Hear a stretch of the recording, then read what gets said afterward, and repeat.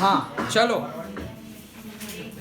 तो हमारा chapter number 4 is about to complete. Okay, तो जितना टॉपिक बाकी है वो डिस्कस करते हैं, उसके बाद तुम्हें बैठ के in text question and exercise solve करनी है। ये चैप्टर लेकिन हो गया पूरा हो गया।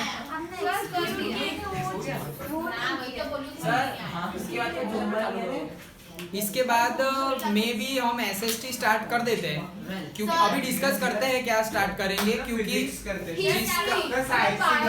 तुम्हारी एग्जाम में जो आने वाला हो और बाकी हो वो स्टार्ट करेंगे।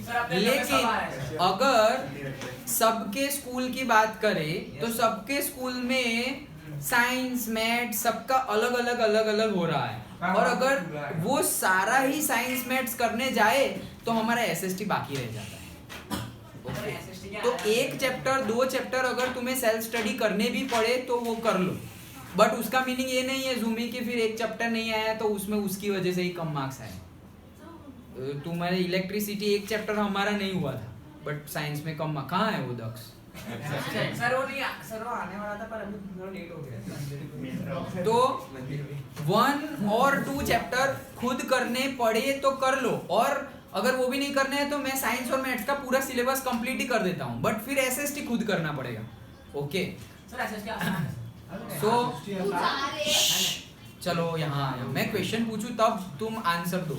ओके, ऐसे ही बातें मत किया। चलो, तो पहले जो टॉपिक बाकी है वो टॉपिक कंप्लीट करते हैं, उसके बाद हम डिस्कस करते हैं कि आगे क्या करेंगे। तो हमने सैपोनिफिकेशन देख लिया था, और उसके बाद वाला टॉपिक है हमारा that is soaps and detergents. Okay, so soaps and detergent discuss कर रहे हैं हम। हाँ, सो सोप्स एंड डिटर्जेंट्स, ध्यान से सुनो। सोप्स आर सोडियम और potassium salt of long chain carboxylic acid. Soaps क्या है? लॉन्ग चेन है। किसकी? वो सॉल्ट्स है। पहले तो किसके सॉल्ट्स है? सोडियम और पोटेशियम के सॉल्ट्स।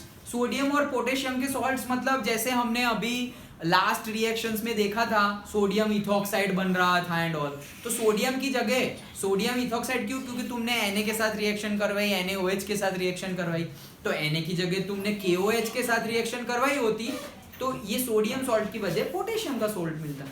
ओके, तो सोडियम और पोटेशियम के सॉल्ट लॉन्ग चेन में कनेक्टेड हो, वैसे कार्बोक्सिलिक एसिड वाला जो होता है component that is soaps. Okay, तो याद रखना सोडियम एंड पोटेशियम के salts long chain of carboxylic acid, ये होते हैं सोप्स। और डिटर्जेंट, ध्यान से सुनो, डिटर्जेंट आर यूजुअली एमोनियम और sulphonate salts of long chain of carboxylic acid. ये भी कार्बोक्सिलिक एसिड की लॉन्ग चेन है, लेकिन सॉल्ट्स उसमें कौन से इंक्लूडेड है? Ammonium and sulphonate. उसमें कौन? सोडियम एंड पोटेशियम, और इसमें कौन? Ammonium and sulphonate. दोनों ही कार्बोक्सिलिक एसिड की लॉन्ग चेन बनाते हैं। हाँ, सल्फर का सॉल्ट, सल्फर तो सिर्फ एक एलिमेंट है। जैसे हम सल्फर का जैसे कंपाउंड ले ले SO2, सल्फर डाइऑक्साइड, हाँ मतलब सल्फर का है। सल्फोनेट मतलब यस सल्फर का है। नाइट्रोजन नहीं, एमोनिया जो NH3 हम लेते हैं उसका। हाँ यस, ओके। हाँ बोलो क्या? SO2 सॉल्ट नहीं है, मैं एग्जांपल दे रहा था कि SO2 is a compound of sulphur like that. Okay, compound of sulphur like that. So structure of, अभी तो ये डिटर्जेंट की बात भी समझ में आ गई, और ये बात थोड़ी टेढ़ी मेढ़ी है लेकिन सही है। Detergent are also called as soap less soap. Okay, soap less soap, jokeless joke वैसे। तो मैंने जोक मारा, एक्चुअली उसमें कोई जोक ही नहीं था। तो वैसे ही सोप लेस सोप भी उसे कहा जाता है। तो ऐसा कुछ पूछ ले कि भाई what is soap less soap, तो ये तो नहीं पता, छोड़ के आ गए। नहीं, डिटर्जेंट का लिख के आओ कि it is ammonium and sulphonate salts of long chain of carboxylic acid. समझ में आया? Yes.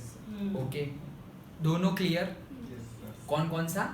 soaps and detergents. Soap में salts of potassium and sodium in long chain of carboxylic acid, और यहाँ पे ammonium and sulfonate के salts of long chain of carboxylic acid. Okay, अब देखना है हमें structure of soap. Actually structure of soap नहीं, लेकिन सोप का एक जो मॉलिक्यूल होता है, एक पार्टिकल जो होता है, उसका स्ट्रक्चर कैसे होता है वो. ओके, तो ऐसा स्ट्रक्चर होता है. ओके, सोप का, सोप के मॉलिक्यूल का ऐसा स्ट्रक्चर होता है. ये उसकी पूंछ है, दैट इज टेल, और ये उसका हेड है. ये जो हेड है, ये बॉडी है उसकी.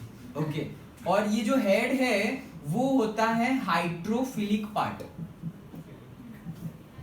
और ये जो उसकी बॉडी है दैट इज ऑफ हाइड्रोफोबिक.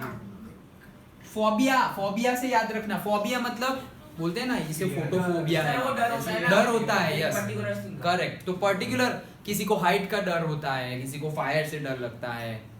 मैं छोटा था तो मुझे रुई से डर लगता था, कॉटन से. वो मैं भूल गया था एक्चुअली कि मुझे ऐसा डर भी लगता था, लेकिन अभी पेरेंट्स ने याद दिलाया और फिर मुझे एक्चुअल में याद आ गया कि हाँ यार मुझे तो डर लगता था. अब नहीं लगता, लेकिन कोई ऐसे मुझे ऐसे मेरे साथ खेल रहा है, बहुत छोटा, एकदम छोटा, स्कूल में भी नहीं जाता था उतना. ओके, वो जो क्या बोलते हैं, प्ले ग्रुप में होते हैं ना, तब तो ऐसे खेलते हैं ऐसे, और सब हंसी मजाक ऐसे खेलते हैं, और कोई ऐसे करके ऐसे कॉटन निकाले ऐसे डर लगता. पता नहीं मतलब अंदर से क्या आने वाला है, लाइक दैट. पता नहीं क्यों ऐसा होता था, पर ये चीज मैं भूल गया था. अभी थोड़े टाइम पहले ही याद दिलाई, तो सही में याद भी आ गई कि हाँ ऐसा तो होता था ही. मुझे याद आ गया. तो बचपन से ऐसे दिमाग तो है शायद. चलो, सो जो लॉन्ग हाइड्रोकार्बन, ये लॉन्ग हाइड्रोकार्बन चेन है.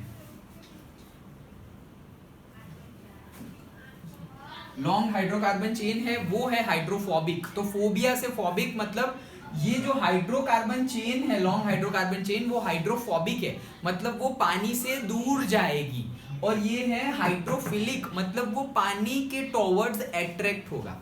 ओके, जैसे हम देखते थे कि north and south pole attract each other, and north and north और south and south repel each other.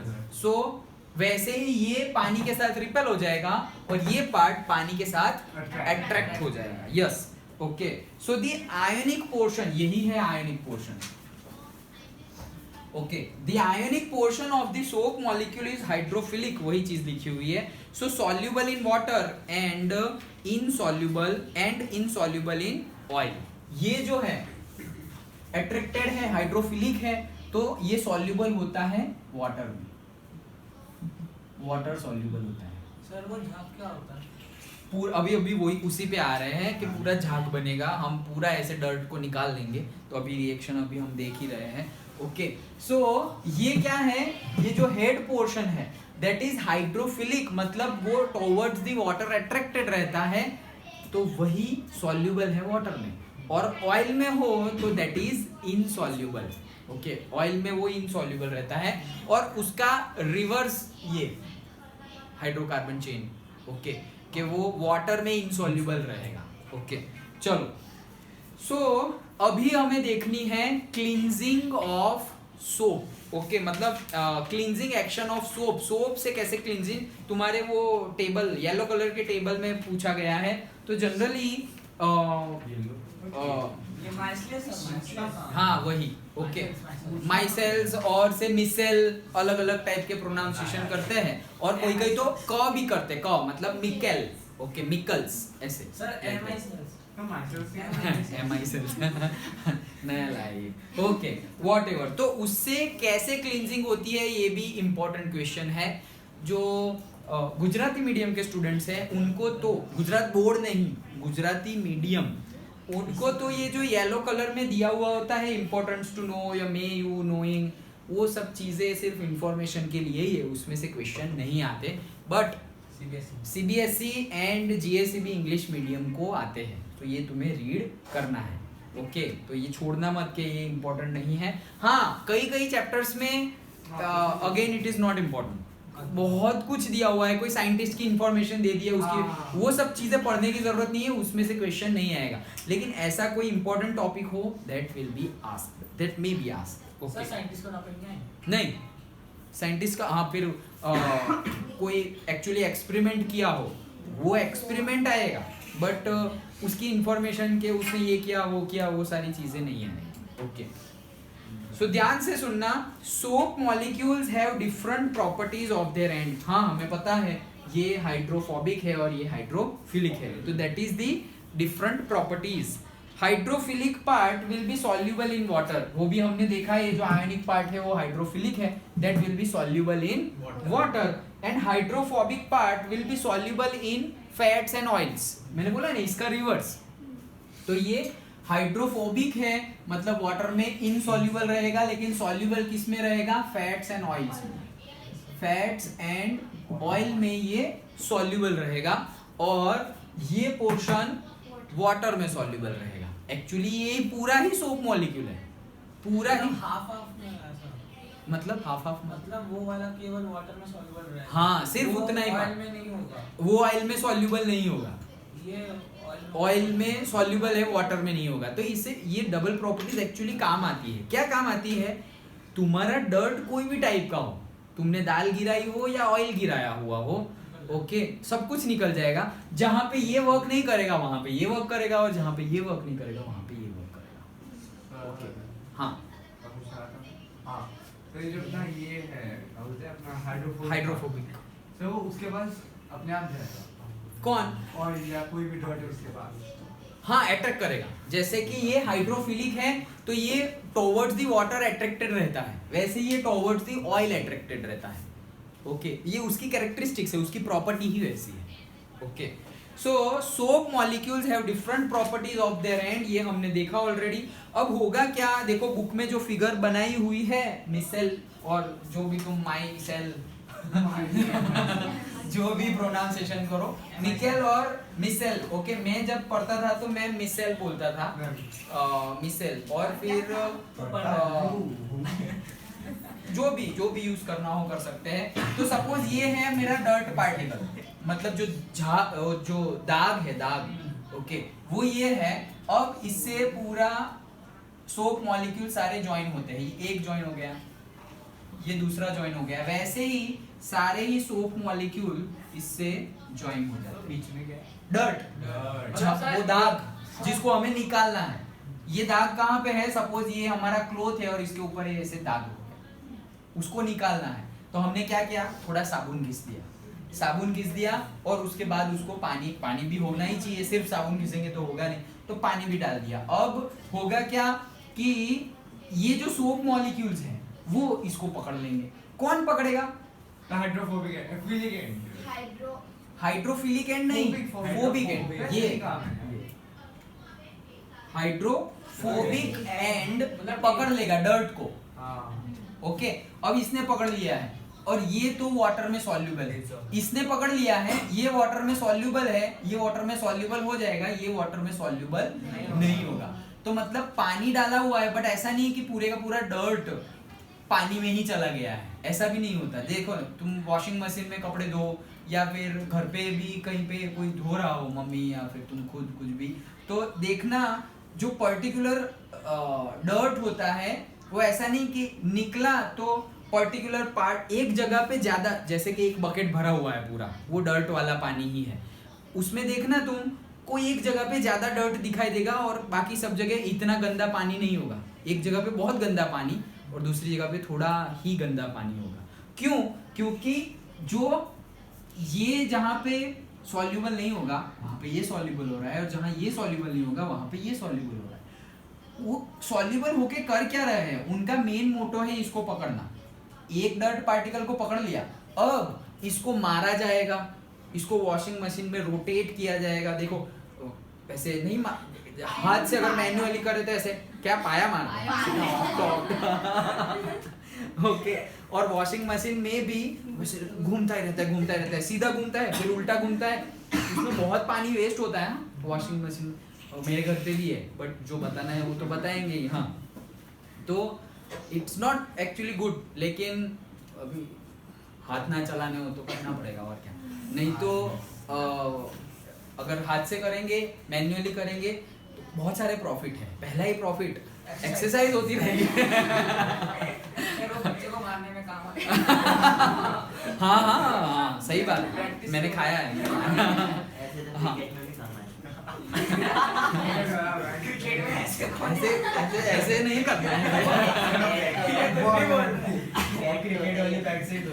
अच्छा वो टूट जाएगा। अच्छा चलो, तो अब ये जो पार्ट, ये सारे मॉलिक्यूल्स ने ये डर्ट को पकड़ लिया है, तो एक पूरा का पूरा एक क्लस्टर बना देगा। क्लस्टर मतलब एक ग्रुप बना देगा, और ये जो ग्रुप है उसी को बोलते हैं मिसल।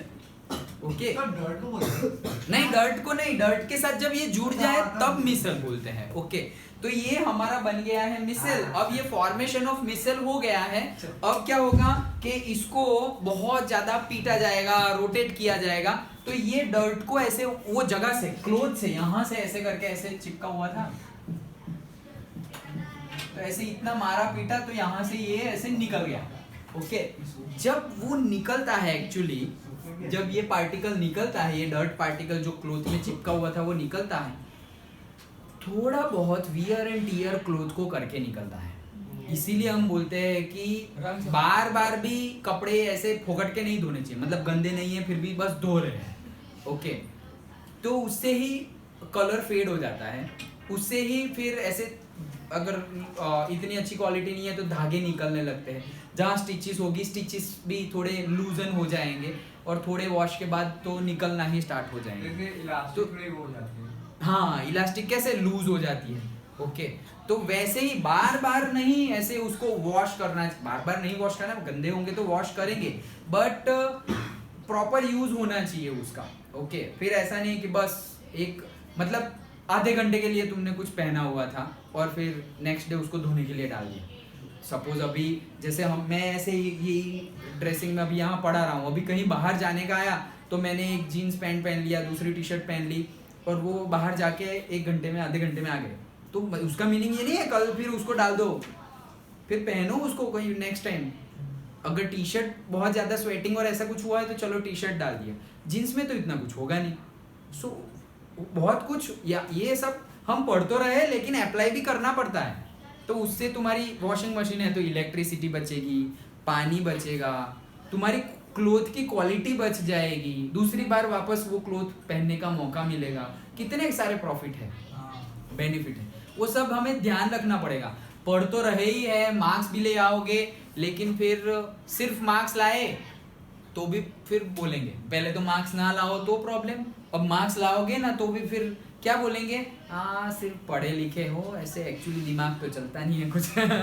मार्क्स, वो गुजराती में एक फ्रेज है, भणिया पण गणिया नहीं, ऐसे मतलब पढ़ तो लिए लेकिन दिमाग तो ऐसा ही है ऐसे। तो वैसा भी नहीं होना चाहिए, मतलब वो क्या बोलते हैं, ऐसे मैकेनिकल टाइप, ऐसे रोबोट टाइप नहीं बनना है हमें कि भाई ऐसा है तो ऐसा है, ऐसा है तो ऐसा है। अभी ये तुम्हें पास जो इन्फॉर्मेशन नहीं है वैसा कुछ आ गया तो क्या करेंगे, वो क्या करेंगे, वो तुम्हें तब दिमाग दौड़ाना है। जैसे क्वेश्चन है, वही मैकेनिकल टाइप नहीं बनना है कि भाई टेक्स्ट बुक में ये क्वेश्चन है उसका आंसर ये है, टेक्स्ट बुक में ये क्वेश्चन है उसका आंसर ये है। अब टेक्स्ट बुक में वही क्वेश्चन को घुमा के पूछा हुआ हो, अब तुम ये क्या पूछ लिया, ये तो सिलेबस के बाहर का पूछ लिया, नहीं, तुम समझो उसको। अगर फिर वो नहीं क्रैक कर पा रहे तो फिर हमने जो पढ़ा है वो समझे नहीं है, सिर्फ पढ़ा है बस और याद रखा है।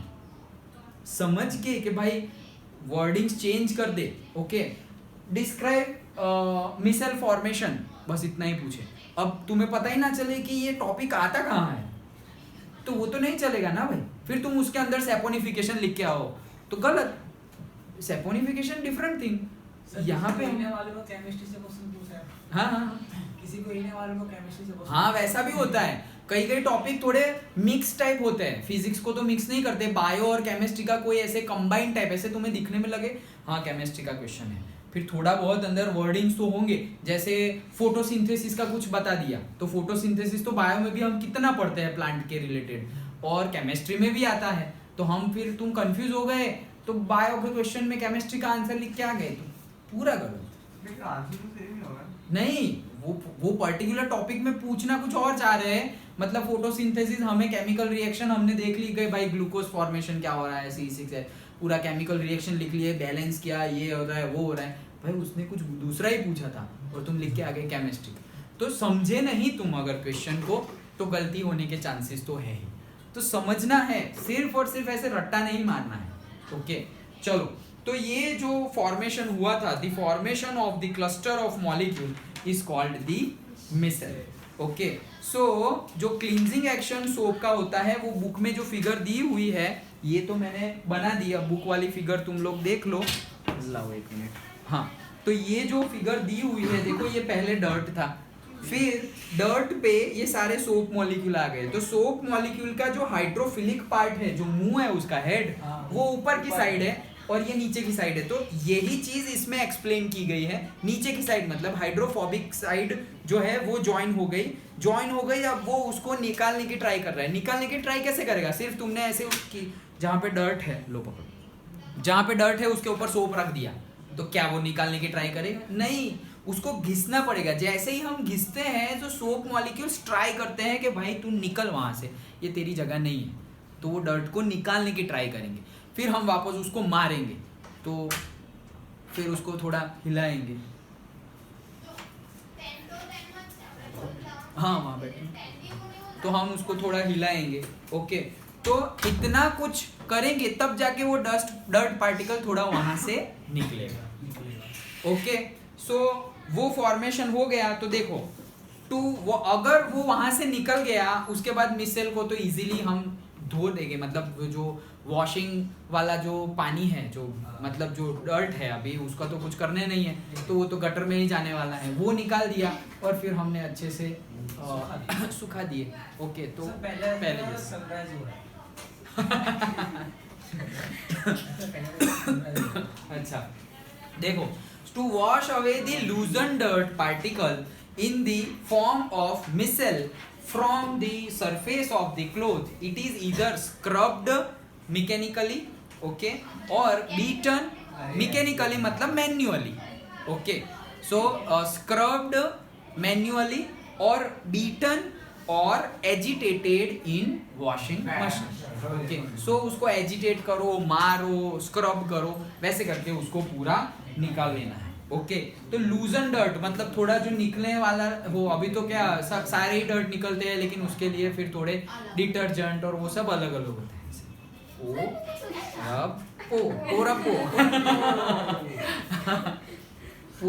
चलो, सो in the form of micelle, soap is able to clean since the oily dirt is being collected in the center of the micelle. In the form of micelle, soap is able to clean, मतलब ये micelle के form में ही soap clean कर देता है।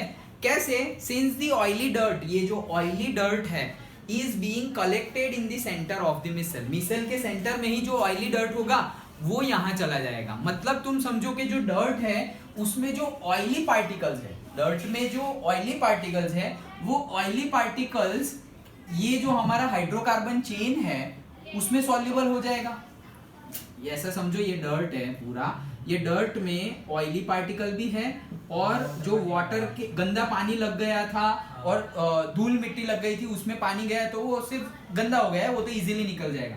तो ये जो डस्ट पार्टिकल है, डस्ट जैसे dirty water, sir water dirty water और ऑयल, अब ये पूरा क्या है? ये पूरा हमारा डर्ट का पार्टिकल है। सो ये पूरे डर्ट पार्टिकल में ऑयल भी होगा और डर्टी वाटर भी होगा और डर्ट भी होगा, क्ले होगा, कुछ भी मान लो जो इजीली रिमूवेबल है वो यहाँ पे आ जाएगा। अब होगा क्या? ये जो लॉन्ग चेन है वो किस में सॉल्युबल है? ऑयल में। तो ये जो पार्ट होगा और ये पार्ट मिक्स हो जाएंगे। तो ये पूरा पार्ट कौन ले गया? ये हाइड्रोकार्बन पोर्शन, हाइड्रोकार्बन की जो लॉन्ग चेन है, ओके, हाइड्रोफोबिक पार्ट है वो ले गया। और ये पोर्शन कौन ले गया? आयनिक पार्ट, हाइड्रोफिलिक पार्ट ले गया। दोनों ही ये पार्ट ले गए, मतलब उन्होंने ऐसे डिवाइड कर लिया कि ये मेरा, दोनों ने उठा लिया तो ये डस्ट पूरा का पूरा डर्ट पार्टिकल पूरा का पूरा क्लोथ में से ऊपर आ गया। सर उठाने के लिए वो उल्टे होते हैं? नहीं, वो तो जब ऐसा हम करते हैं, मतलब जब हम स्क्रबिंग करते हैं और उसको बीट करते हैं, वॉश करते हैं, तभी वो उल्टे हो जाते हैं। ओके, मतलब हम ऐसा नहीं कि साबुन ऐसा किया फिर वापस साबुन उल्टे मॉलिक्यूल्स उल्टे हो जाते, उल्टे उल्टे मतलब वो कहना ये चाह रहा है कि बुक में जो फिगर बनाई हुई है ये हमारा डर्ट पार्टिकल है, तो वैसा ये अगर कोई मॉलिक्यूल है हमारा सोप का मॉलिक्यूल, तो ये हाइड्रोफिलिक पार्ट है और ये हाइड्रोफोबिक पार्ट है। ओके अरे यार कितना सब कुछ सेम ही है तो ये स्पेलिंग गलत है, ऐसे ही लिखा हुआ है। सो ये हाइड्रोफिलिक पार्ट है और ये हाइड्रोफोबिक पार्ट है। तो वो ऐसा बोल रहा है कि हाइड्रोफोबिक तो यहाँ चिपक जाएगा, फिर इसके अंदर का जो ये वाला पोर्शन है वो इसमें सॉल्युबल होने के लिए ये उल्टा कैसे होगा वो पूछ रहा है। तो हम जो बीट करेंगे, स्क्रब करेंगे, मूव करेंगे, उसी से वो हो जाएगा। ओके सो सेंटर ऑफ मिसल में वो सॉल्व हो जाएगा और उसी के साथ इसको निकाल देगा। And with the last topic, our chapter is completed. Okay, over नहीं completed. तो फुटबॉल क्या बना हुआ है? क्या? फुटबॉल कहाँ है फुटबॉल? ये बास्केटबॉल है हाँ ये आई थिंक जब मैंने बनाया, हाँ ये रग्बी बॉल, ये सारे बॉल अलग अलग टाइप के बॉल्स हैं। ये फुटबॉल है। तो ये एक्चुअली ये हाँ देखो ये एक्चुअली जब मैंने नोट्स बनाई थी तो मैं स्कूल में ही था और आपके स्कूल नहीं मेरे स्कूल में नहीं भाई, मेरे स्कूल में मैं इतना अच्छा होता है हाँ जय सो वो फिर कुछ बनाना था, कंपटीशन थी, कुछ स्पोर्ट्स डे ऐसा कुछ था, तो वो लोग ऐसे बना के रफ पेज निकाल रहे थे, तो वही रफ पेज का मैं यूज कर रहे थे, तो इसीलिए मैंने ये लिखा था। ये कंपटीशन का देखो नाम भी है, वो जो कंपटीशन हुई थी क्लास 9 CBSE बॉयज, 26 स्टूडेंट थे जब मैं क्लास टीचर था, तो 26 स्टूडेंट थे क्लास 9 में 26 स्टूडेंट थे। ओके तो वही सारी वही पेज है, नहीं भेजा ना मैंने, कल तुमने मैसेज नहीं भेजा वो, हाँ इलेक्ट्रिसिटी का बात भेज दूंगा मैं, वो स्कैन करना बाकी है, फोटो तो मैं अभी भेज दूँ, लेकिन मैं स्कैन करके भेजना चाह रहा था। हाँ अभी करके जाना है, लेकिन सुनो अभी। So with this our chapter is completed. देखो एक टॉपिक है ऑलरेडी हमने डिस्कस पूरा अच्छे से कर लिया है, जो हमने नेमिंग किया था फंक्शनल ग्रुप का। ओके तो हमने सब देख लिया है, सारे फंक्शनल ग्रुप देख लिए हैं, अल्केन अल्कीन अल्काइन सब देख लिया है। बट आगे जाके 11th और 12th के सिलेबस में मैंने बताया था ना थोड़ा कॉम्प्लिकेशन हाँ आता है, थोड़ा डिटेल्ड में आता है। मतलब कि जैसे कि तुम्हें एग्जांपल थ्रू बताऊं तो सपोज प्रोपेन है, क्लोरोप्रोपेन है, क्लोरोप्रोपेन तो क्या लिखूंगा मैं सबसे पहले तो प्रोपेन, तो प्रोपेन मुझे बनाना है किसका, क्लोरोप्रोपेन बनाना है। सो क्लोरोप्रोपेन के लिए सबसे पहले प्रोपेन है, अल्केन है, सो CnH2n+2, तो प्रोपेन के लिए क्या होगा N3 होगा, तो CH2 6 + 2 8, तो ये मेरा बन गया प्रोपेन। अभी क्लोरोप्रोपेन है तो एक H निकाल दूंगा एंड एक क्लोरीन लगा दूंगा, हो गया। हाँ मतलब ये क्लोरोप्रोपेन हो गया। ओके तो क्लोरोप्रोपेन अगर बॉन्ड स्ट्रक्चर दिखाना हो तो कार्बन कार्बन कार्बन और यहाँ पे chlorine H H H H sir हाँ वो एक ही मिनट 7 6 7 हाँ बोलो इसमें ये है। अब रुको इसमें अब जैसे कि तुम कोई रेफरेंस बुक उठा के देख लो या फिर ऐसा कुछ देखो, उसमें शायद just for knowledge point of view extra दिया हुआ होगा, बट जहां तक मैंने पेपर देखे और वो सब देखा है उसमें ऐसा पूछा नहीं जाता। लेकिन फिर भी मैं बता देता हूँ कि अगर तुम्हें कोई पेपर में कहीं पे वैसा क्वेश्चन दिखाई दे तो inform me also. Okay so हम वो डिस्कस कर लेंगे। कहने का मीनिंग क्या है, ये हमारा है क्लोरोप्रोपेन, लेकिन इसकी नेमिंग जो होती है इंटरनेशनल स्टैंडर्ड के हिसाब से, जिसको बोलते हैं IUPAC नेमिंग, तो उसमें अलग अलग क्लोरोप्रोपेन को ही अलग अलग वे में पूछा जाता है। इसको मैं क्या बोल सकता हूँ, क्लोरोप्रोपेन तो है लेकिन मैं 1 क्लोरोप्रोपेन भी बोलता हूँ, 1 क्लोरोप्रोपेन। सर 1 का मतलब क्या है? अरे मतलब एक ही क्लोरीन है। और जो फर्स्ट कार्बन है उसमें क्लोरीन लगा। तो क्या है, इधर देखो, इधर देखो, 1 क्लोरोप्रोपेन भी उसको कहा जाता है। तो 1 क्लोरोप्रोपेन मतलब क्या है, एक्चुअली इसका नंबरिंग की जाती है। तो सपोज मैं यहाँ से मैं नंबरिंग करूंगा तो 1 2 3 कार्बन, इसका नंबर क्या आएगा 3, और यहाँ से करूंगा तो 1 2 3। तो जो हमारा फंक्शनल ग्रुप है वो मिनिमम नंबर पे आना चाहिए। तो मैं 1 2 3 ऐसी नंबरिंग ना करके उल्टी नंबरिंग करूंगा, ये 1 रखूंगा, ये 2 रखूंगा और ये 3 रखूंगा। तो अब ये क्या बन गया, 1 पे आ गया क्लोरीन, पहले वाले कार्बन पे क्लोरीन आ गया, तो 1 क्लोरोप्रोपेन। ओके, एक मिनट, नंबरिंग इंपॉर्टेंट है, तो ये नंबरिंग कैंसल, क्योंकि यहाँ 3 आ रहा है, यहाँ 1 आ रहा है, तो मैं स्मॉलेस्ट नंबर लूंगा। अब इसमें भी कोई प्रॉब्लम नहीं है, लेकिन अगर पूछा जाए, जैसे 11th-12th में आता है कि मैं ऐसा बोल दूं कि बनाओ 2 क्लोरोप्रोपेन, तो बीच में आया। तो बीच में आएगा, दैट्स इट, सिंपल। ओके, तो करना क्या होगा कि ये H को हटा के यहाँ क्लोरीन डाल दो और यहाँ पे H डाल दो। तो इसका नेमिंग क्या हो जाएगा, इसको क्लोरोप्रोपेन एग्जैक्टली बोलना हो तो क्लोरोप्रोपेन नहीं बोलेंगे, हम बोलेंगे 2 क्लोरोप्रोपेन। लेकिन ये ऐसे एग्जांपल्स नहीं है, ओके, बुक में, इन टेक्स्ट क्वेश्चंस में ऐसे क्वेश्चंस नहीं है, that's why I have not discussed. But अगर आए, ऐसे तुम्हें कहीं पे दिखे, आए इन द सेंस पेपर में दिखे, हाँ, रेफरेंस बुक में तो सब दिया हुआ ही है, वो एक्स्ट्रा है। अभी तो फिर ऐसा जरूरी नहीं है 11th-12th का मैं तुम्हें यहीं पढ़ा दूं, 10th का ही पढ़ना है syllabus point of view. Okay, so अगर कोई सैंपल पेपर जो सीबीएसई का हो और से last year, previous years question papers जो है, उसमें कहीं पे तुम्हें ऐसा कोई क्वेश्चन दिखे, देन वी विल डिस्कस। मैंने जितना देखा है उसमें तो ऐसा क्वेश्चन पूछा नहीं गया है, हाँ, ऐसा नहीं पूछा गया है। बट अगेन ये मैं इसलिए बता रहा हूँ क्योंकि मैम पढ़ा रहे थे, मैंने जस्ट ऐसे जाते हुए देखा, मैम का भी यही चैप्टर चल रहा है गुजराती मीडियम में, सो मैंने देखा तो मैम पढ़ा रहे थे, फिर देन आई आस्क्ड और मुझे पता चला कि वो पढ़ा रहे हैं। फिर गुजराती मीडियम के पेपर्स तो मैंने नहीं देखे, बट हमारा तो मुझे पता है, तो दैट्स वाई नोट्स में भी मैंने इंक्लूड नहीं किया गया है, टेक्स्ट बुक भी रेफर कर ली है, उसमें भी ऐसा कोई क्वेश्चन नहीं है।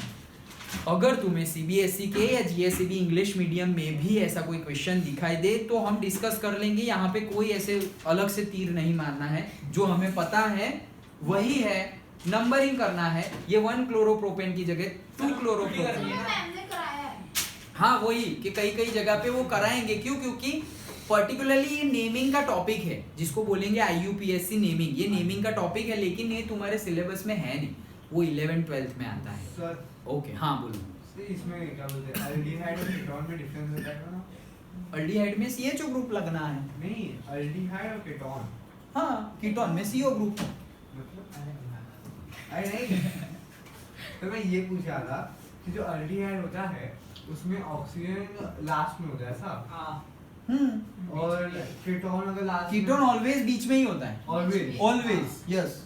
नहीं सर, मान लो अगर अपने पास ये पेंटेन है, पेंटेन है, हाँ, तो वो क्या बोलते हैं उधर बीच में इन द सेंस फर्स्ट में और लास्ट में नहीं होगा, वैसे बीच में, एग्जैक्ट बीच में नहीं, मीडियन नहीं, मीडियन तो फिर बुटेन में कहाँ रखें? नहीं सर, फिर तो एल्डिहाइड ही बन जाएगा ना।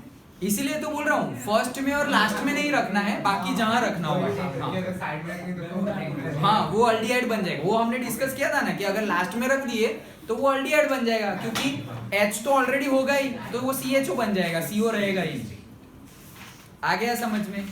ओके, सो अच्छे से प्रैक्टिस कर लेना चैप्टर Sir, की। what is the difference between alcohol and carbonic acid experimentally? Experimentally तो सर ये अपना ये था ना क्या? कि इसका हाँ ना, ये कि जो अल्कोहल है वो मतलब सिर्फ रिएक्शन दिखा रहे हैं कि Reaction ही दिखा देना है। रिएक्ट करेगा तो ये बनाएगा, लेकिन कार्बोनिलिक एसिड इसके साथ रिएक्ट करेगा। यस करेक्ट, रिएक्शन ही दिखानी है एक्सपेरिमेंटली भी, कि इसके साथ सपोज वाटर के साथ रिएक्ट करेगा तो ये करेगा, और ये करेगा। अदरवाइज तुम ये भी बता सकते हो कि अल्कोहल है उसका तुम ऑक्सीडेशन करोगे तो कार्बोक्सिलिक एसिड बनता है, और कार्बोक्सिलिक एसिड का रिडक्शन करोगे तब जाके अल्कोहल बनता है। उल्टी प्रोसेस करनी पड़ेगी। जैसे हमने बोला था, मैंने तुम्हें बताया था कि यहाँ पे अल्कोहल है, उसका अगर ऑक्सीडेशन करेंगे तो बीच में बनता है अल्डिहाइड एंड कीटोन, और फिर उसका वापस ऑक्सीडेशन करेंगे तो कार्बोक्सिलिक एसिड। लेकिन ये बीच वाला स्टेप तुम्हें नहीं है सिलेबस में। तो सिलेबस में क्या है, अल्कोहल का ऑक्सीडेशन करेंगे तो एसिड बन जाएगा, ऐसा है। तो ऐसे ही याद रखेंगे, और इसका रिडक्शन करेंगे तो ऐसे। बीच में ये आता है इंटरमीडिएट है, इसको क्या बोलेंगे, इंटरमीडिएट। मतलब ये हमें जरूरी नहीं है लेकिन वो बनेगा, बने नहीं, फेंकेंगे तो ये नहीं बनेगा फेंक नहीं सकते, अगर इसको फेंक दिया तो ये बनेगा ही नहीं। ओके, तो वो इंटरमीडिएट है, जरूरी है, लाइक दैट। ओके, सो वही पॉइंट बता सकते हैं एक्सपेरिमेंटल में। और जो क्वेश्चंस है वो सारे क्वेश्चंस इन टेक्स्ट के और एक्सरसाइज के, हाँ अब तो सारे ही क्वेश्चंस करने हैं। ओके, सारे टॉपिक के रिलेटेड। एंड दूसरा मैं क्या बोल रहा था कि साइक्लो वाला भी याद रखना, साइक्लोहेक्सेन में अल्केन का फॉर्मूला मत लगा देना, नहीं तो फॉर्मूला ही नहीं बनेगा। और फिर साइक्लोहेक्सेन की जगह साइक्लोपेंटेन, प्रोपेन कुछ भी पूछा हो तो तुम्हें सिर्फ नंबर ऑफ कार्बन ही कम करने हैं। मतलब साइक्लोहेक्सेन में तुम हेक्सागोन बनाते हो तो पेंटेन में पेंटागोन बनाएंगे। ओके, और से ट्रायंगल शेप में हो तो ट्रायंगल बना देंगे, से तो हो जाएगा प्रोपेन। ओके, और क्या बचा, 4 नंबर ब्यूटेन। तो ब्यूटेन का बनाना हो तो